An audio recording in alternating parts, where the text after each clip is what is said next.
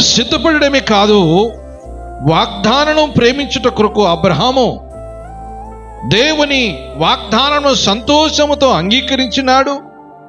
కష్టకాలంలో కూడా దేవుని మాటపై ఆయనకున్న గర్వము అనగా గౌరవము తగ్గలేదు.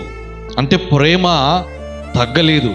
కానీ తిరస్కరించిన విశ్వాసం ఇస్సాకు ద్వారానే నీ సంతానం అభివృద్ధి చెందుతుంది అని దేవుడు చెప్పిన ఇప్పుడు అదే ఇస్సాకును చంపుమంటుకు అది మానవ తగనానికి సిద్ధంగా కలిగిన అబ్రహాము దేవుని పైన నమ్మకముంచినాడు.